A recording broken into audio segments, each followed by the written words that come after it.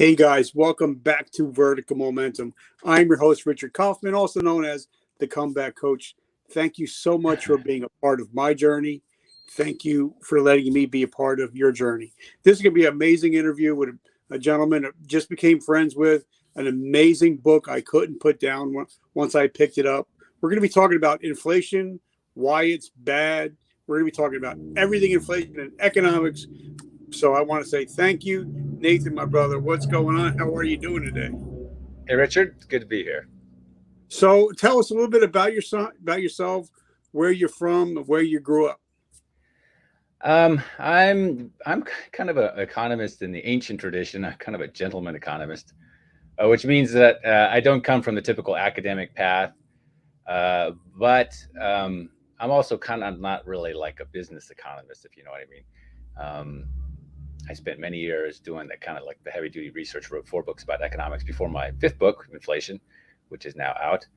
Um, and for a while, it was structured as a think tank, 501(c)(3), and did that kind of stuff full time. I've also been involved in asset markets in various forms for more than 15 years. I guess it's been about 20 years now. Um, Investing at the institutional level or professional level. So that's kind of where I come from, and it's been a real good training because just as you would expect, people who are not involved in the economy, whether investing or in business, like most academics, kind of kind of a very poor grasp of the world, the economic world, and they just kind of have no practical experience in these things, like being witness to important economic events. So that's kind of what I bring to the table.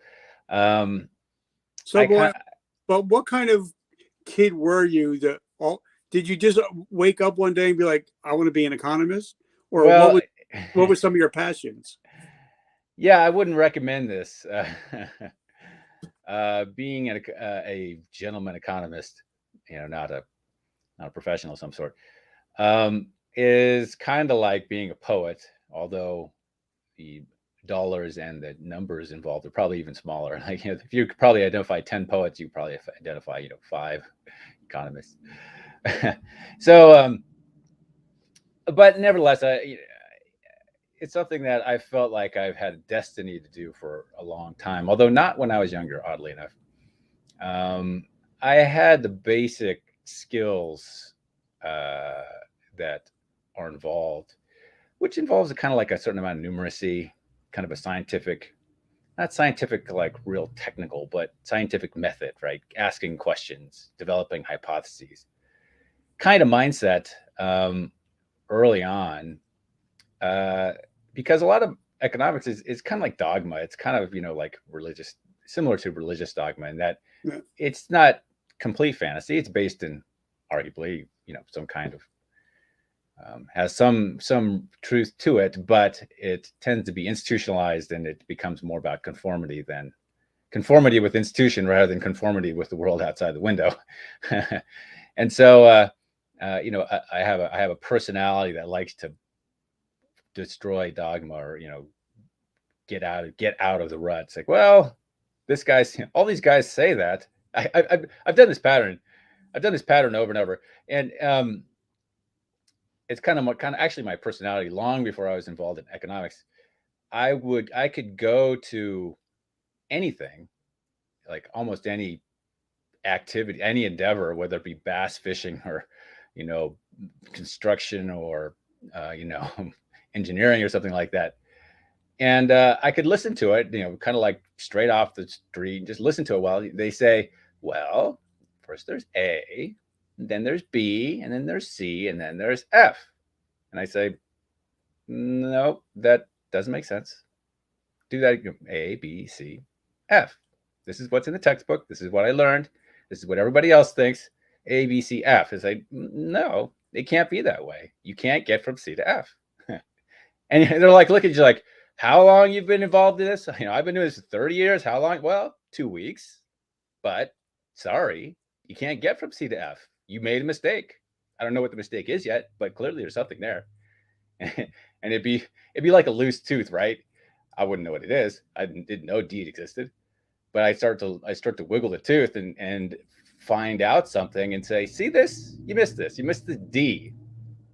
And it's funny because I could go into something which I really didn't know much about, but just listening to it, just listening to their explanations, like, no, you can't get there from there. And so I often do the same thing in economics. So Now, that's kind of my personality, let's say. and I find when I talk to a lot of people that are involved in economics, money is a very personal subject.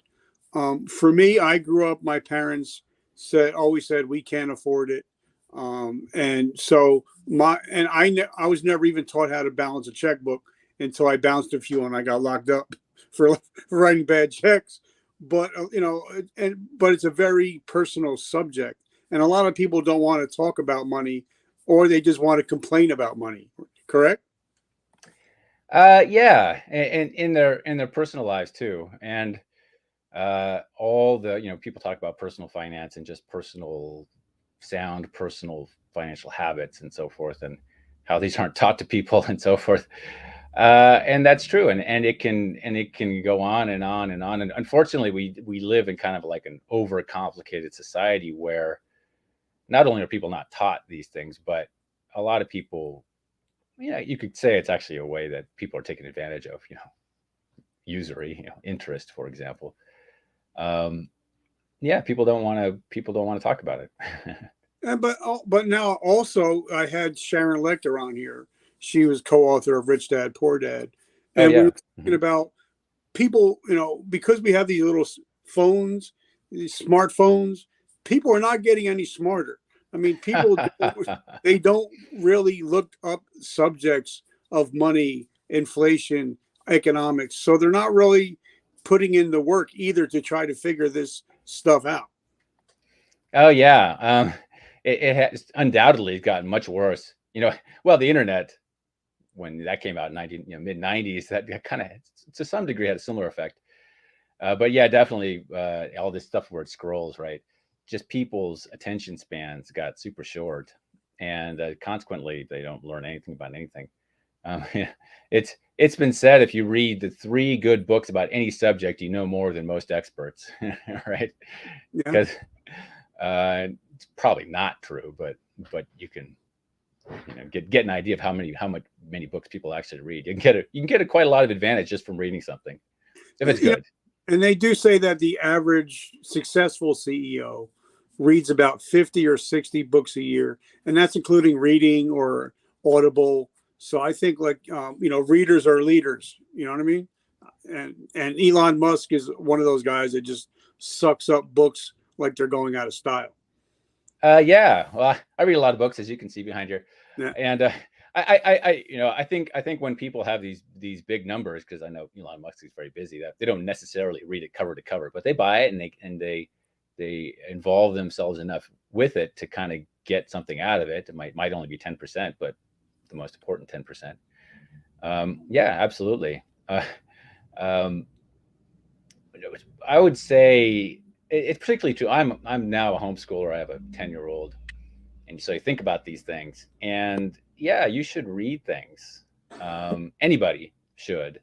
If it's 10 books, not 50, uh, that's pretty good. We're now. I just read from some professor who says he teaches at a top 20 university. Right, just imagine a top 20 universities in the United States, and the students in his class all selected for their excellence.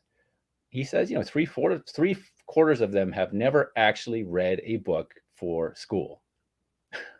Wow. I say, what? And a lot of them these days don't read books for fun. So uh, not only should you do it in general, but if you do it just a little bit, you're going to have a big advantage over the graduates of the top 20 universities in the United States. Okay, so then you got a brand new book that just came out with Mr. Steve Forbes, and I love it. I'm absorbing it. I'm about 3/4 of the way through, and I'm going to read it again. So, first question, it says right on the cover, what actually is inflation for people that don't know that are watching? Inflation, yes. We've had a lot of trouble with this principle, or a problem that's not a principle over the last 70 years. And one of the problems is that this word kind of comes up from popular speech, and it has something to do with rising prices, and it's kind of just thrown around willy-nilly. Mm-hmm. It's people say, oh, there's inflation in housing prices. Well, that just means housing prices are going up, right? Whatever. And not only in the personal level, but on the national level, we've had a lot of trouble avoiding stupid problems, inflation problems, and also if they do come up, to fix them. Particularly in the 1970s, that was kind of a textbook example of wall-to-wall incompetence. People have gotten a little better, but it's still pretty bad. So, yeah, we wrote this book, and it's a book where we really wanted to forget about the intellectual class, because they don't want to learn anything. They want to teach you what they think they know, and reach kind of right directly to the average American, the typical household, who is wondering what the heck's going on. And so we wanted to divide things into two categories. One is there's all kinds of influences on prices that can make prices go up, which are non-monetary. So this is basically just kind of some kind of supply demand thing, right? Supply demand for Bitcoin, whatever it is, supply demand for we have all these supply issues right now. Supply demand for chicken on the shelves at the supermarket. Driving prices up, supply and demand for labor. It's a very tight labor market, and I think we all kind of understand those things, and you don't have to explain it too much, but those are real. Inflation is not only a monetary phenomenon, as it is properly conceived.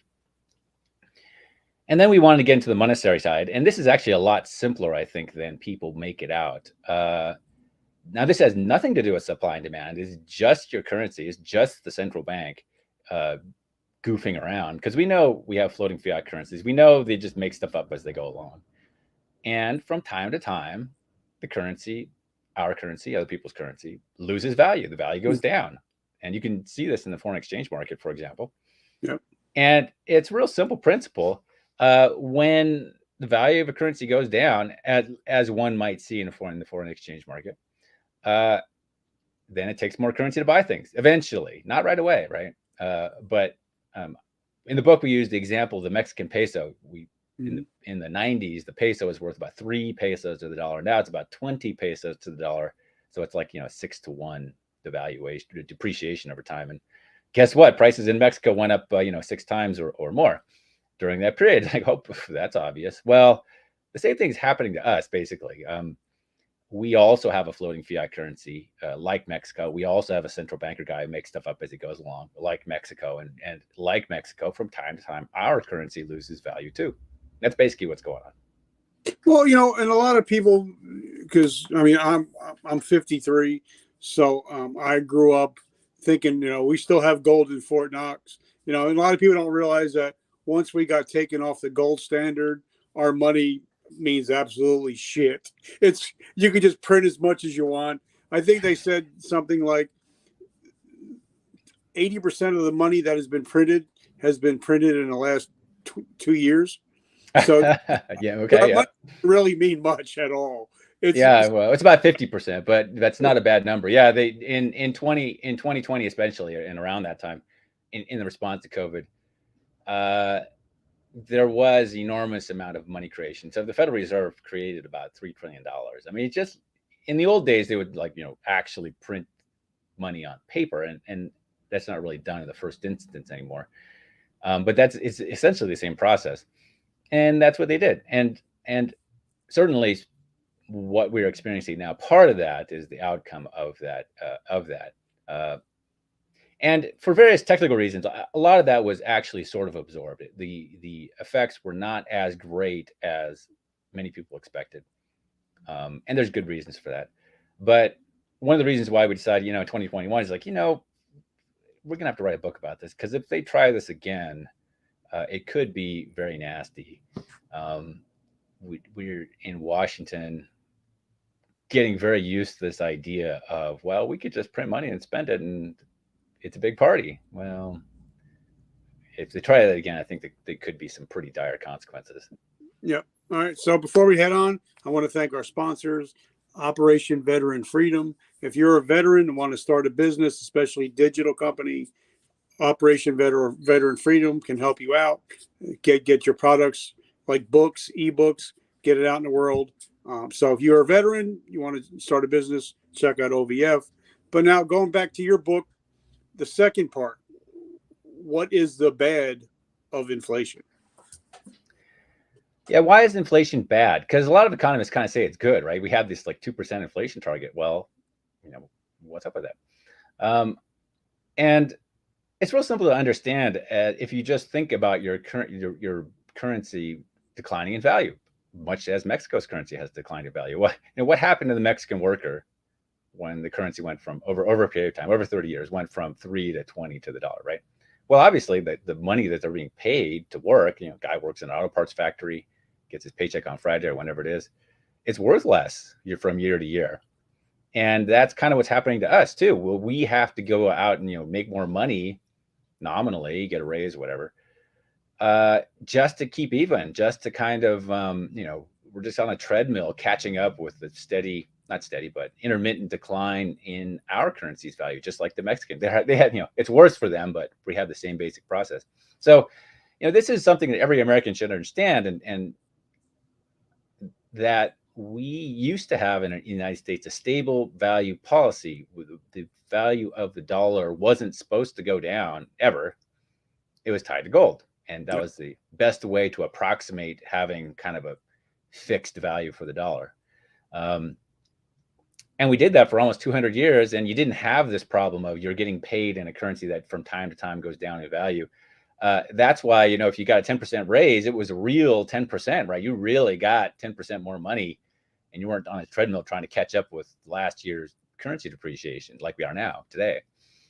And as a consequence of that, we in the United States became the wealthiest country in the history of the world. It was a very successful policy.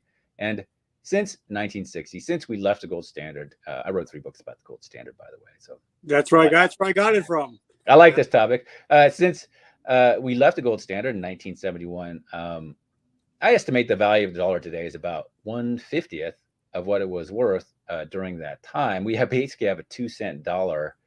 And there's a risk that that long, slow process of deterioration could become a short, quick process of deterioration over the next 5 or 10 years if they continue this money printing business.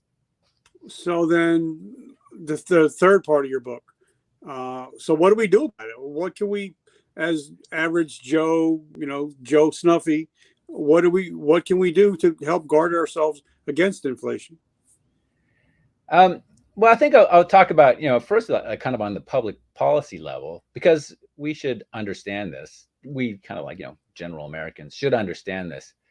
If inflation, rising prices is the outcome of a decline in currency value, it follows on afterwards, months or years afterwards, then the solution is real simple. You just have to stop the currency from falling any further. And eventually prices will kind of adjust and level out and adjust to the new value of the currency. You could even raise the value of the currency a little bit, but that becomes a little tricky.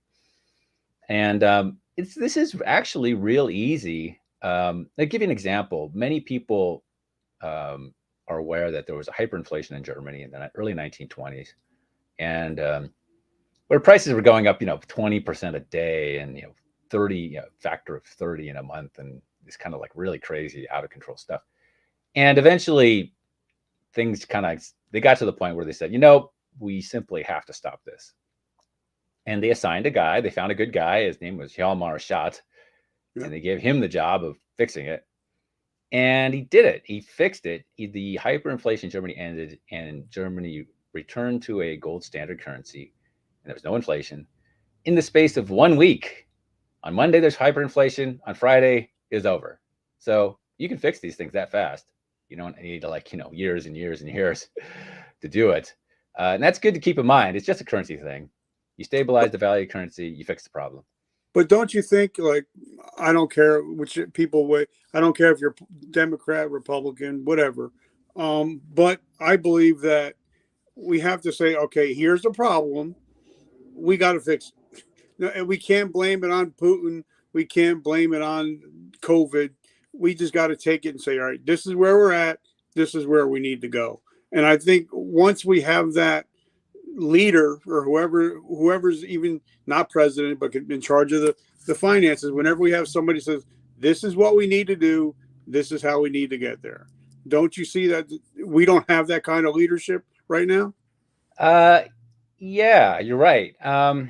And um, one of the things I think maybe we talking today and the book that I recently came out with and these things we can do is to establish in our minds the principle that we want a currency that's stable in value. We don't want the, whenever there's some kind of problem, the Federal Reserve just prints money all over the place, right? This kind of stuff. We want a currency that's stable in value.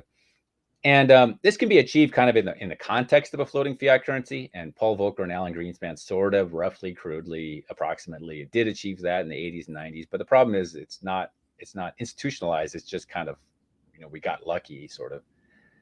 And but the broader, the bigger solution is to institutionalize it. And that's what the gold standard system did in the United States.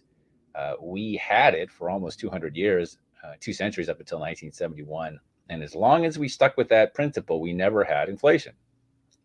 And also we got really wealthy, which is nice. The last years, the 1960 decades was very successful. So we just imagine that, we don't really want this, Federal Reserve funny money crap anymore. We want something that's reliable. And the way you do it in history, when the time comes not for just provisional slapdash arguments, but to lay down the foundation for decades of successful policy. When that time comes, as it came in 1944 with the Bretton Woods Agreement, and when that time comes, I'd say, yep, this is what we want, and so let's get it. But right now, I mean, honestly, like I've had a bunch of, I love interviewing people about stuff that I don't know anything about. And I've had people come on and talk about crypto and NFTs. And it just seems like it's the Wild West out there. It's just, you get one hand, we want to have our money stabilized. But then on the other hand, we want to buy something that nobody even understands who even owns it or started it. So it just seems like we're on two different sides of the street. You know what I mean? Yeah, there's a lot of, that's kind of exemplary of what I'm talking about. Americans should understand more about this than they do. Some of the aspects of crypto, such as having a sort of currency-like item, it's not really currency, it's kind of, but you could have a currency, something very close to a currency. And there are now stablecoin cryptocurrencies, which are much more closely approximating that. You can have something that's independent of the Federal Reserve, the federal government. You don't have to have currency, government currency monopoly. You can have multiple competing cryptocurrencies based on gold, or they can be based on something else. And you can compete, well, my hot dog currency is better than your gold currency. Well, let's see about that. But you can do that. And in fact, we didn't always have a Federal Reserve. Before 1913, that is essentially what we had. We actually had multiple competing private commercial banks issuing currency, over 1,000 of them. They're all based on gold, of course, because that's the only thing people would accept. But we're, in a sense, we are getting back to our normal American way of doing things and getting away from this sort of quasi-Soviet government monopoly business. But again, even the Bible, it always says the poor are always going to be among us, even from back then. So, but the rich get richer, and I see that the middle class is kind of doing this. It's either you have it or you don't have it. So, where do you see the future of America's economic in the next, say, 3 to 5 years? Probably observable trends will continue because we haven't got to the point where we make big changes. But I think it's important to make plans in your head. People always say, well, it's not politically feasible. Well, yeah, but when things are politically feasible, you better have a plan, because you can't just say, what are we going to do? Well, I'll write a book about it and get back to you in 2 years, and then we'll sit around and discuss it. No, that doesn't work. You should have an idea of what you want, and then maybe the opportunity will come to implement it. But for the time being, I, I say a 5 to 10 year time frame. I say a roughly around 2030 window. Um, there is a substantial risk, a substantial probability that we are, not just the United States, but kind of like the whole world, is stumbling into this, debt, deficit, sovereign default, money printing pattern that seems like it's kind of starting to accelerate, particularly if you're watching things in Europe and Japan recently. Okay, so now a lot of people that are listening to this are I call them vetrepreneurs. They're veterans that are also entrepreneurs. And the cost of goods, like I have a friend, I was in the health and fitness industry for over 30 years. And the cost of creatine at one time was so cheap. Now it's cheaper to buy cocaine than it is to buy creatine, because we were trying, once he was paying $17,000 for a trailer. Now it's like $30,000 a trailer. So what do the business owners today, how do they deal with inflation, and what are some of the steps they can take to try to get through this rocky spot? Well, for business owners, there are a lot of supply chain type issues going on right now, and that's not really has anything to do with monetary stuff. And usually these things are resolved pretty quickly, and stuff's back on the shelves. But it seems to be getting worse, not better these days. But in terms of, but there's also monetary issues going on. The value of our currency has declined somewhat, not a whole lot yet, and I'm not sure what's going to happen going forward. But it's not very hard to imagine that things could get a lot more serious.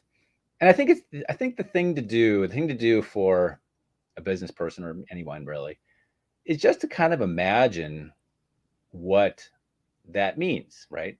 Let me just throw you out. Let's just say we just have our crystal ball is 100% right. And I can tell you with absolute certainty that in 5 years, on April 29, 2027, the value of US dollar will be 1/10 of what it is today.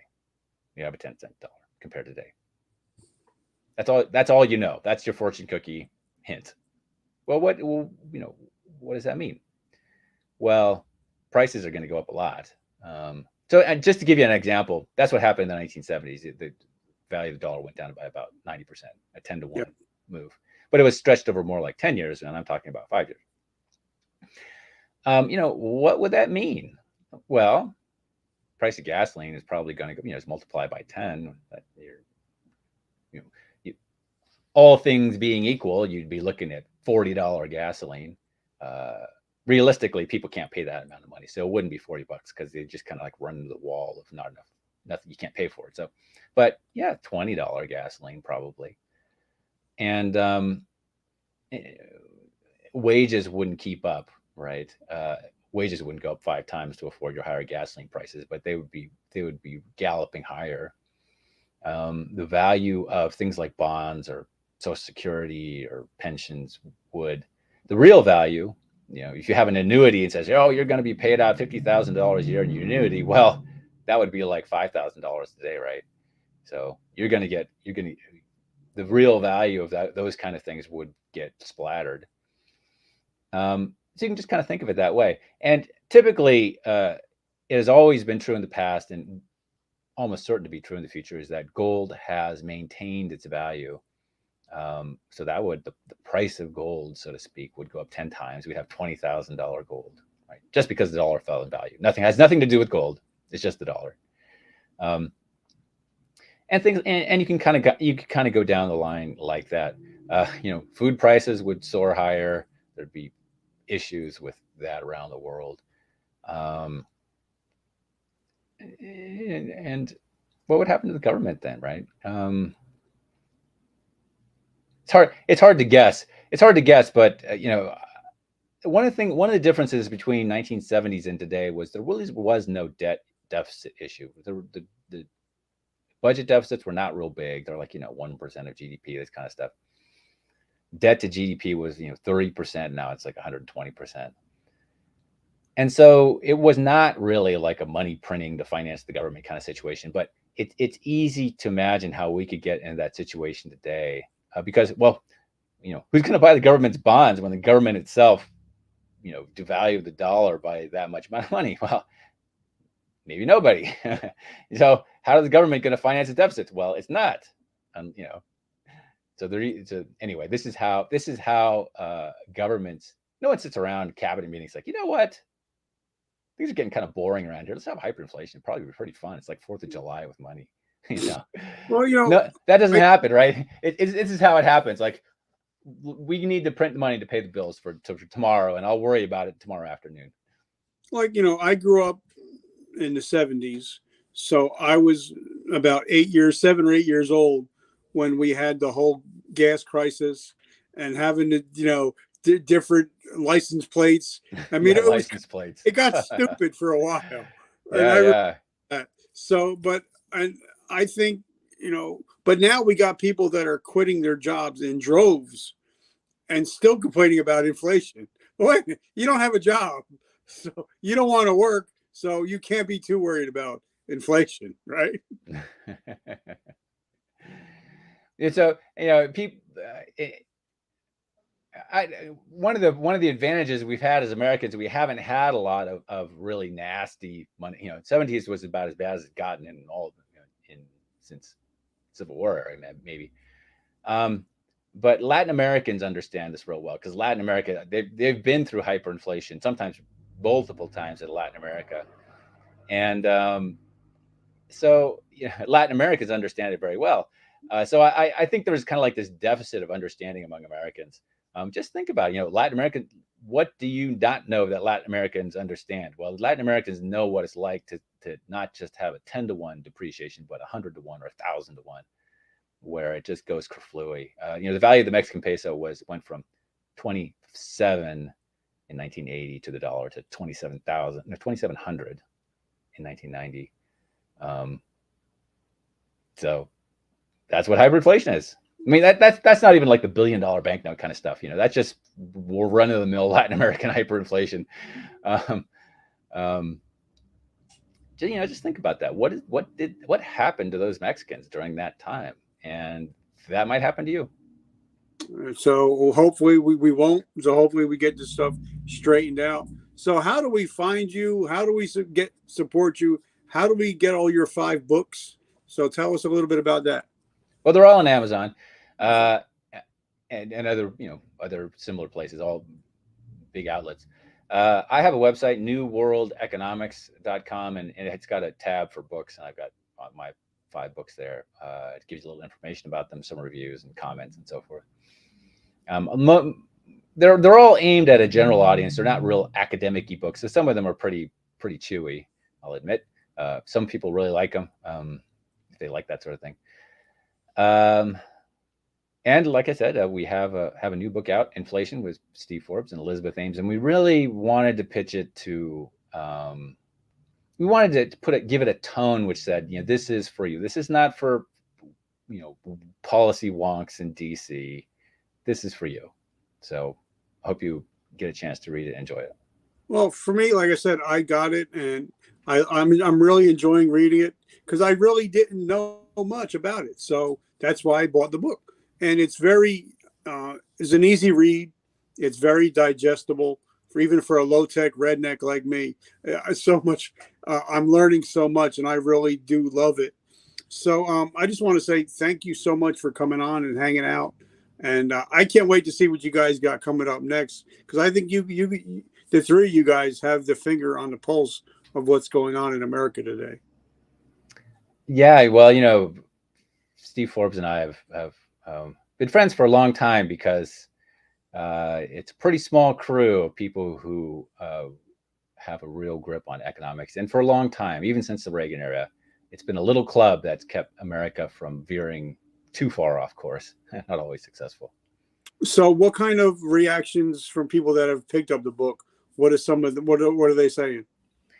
It's been real good. We're happy about it, because people feel like we were able to take a topic that is clouded with obscurity. It's like, oh, only experts can understand that because it's too complicated for average people. Well, let me tell you something. Experts actually don't understand it, in my opinion. But average people can understand it pretty easily. Like I said, it's just the value of your currency falling. It's not that complicated. Yeah. That's really all it is. And at least on the monetary aspect, because there really are supply demand issues these days. And if you can grasp that, then you can take a productive part in public policy and say, yeah, give me that. Give me a currency that doesn't do that, like we had before 1971. Yeah. All right, guys, I love it. So when you guys are watching this, leave us a comment on what your thoughts about inflation are, how it's affecting your pocketbook, how it's affecting your life. And we'll definitely get back to you. Thank you so much for being a part of my journey and us being a part of yours. Leave a comment. Make sure you subscribe. Make sure you pick up the book because I think it's a truly amazing read. And if you are a hardworking individual and you go to cash your check on Friday and half of the money ain't there, you need to learn why it's not there and pick up this book. And it's truly amazing. Nathan, brother, I want to say thank you. I'm so grateful for you for taking the time out today. Thanks, Richard. It's been fun. All right, my friend. Well, have an amazing week. And guys, remember, vertical momentum. The only way to go is but up. I love you guys. Talk to you next week.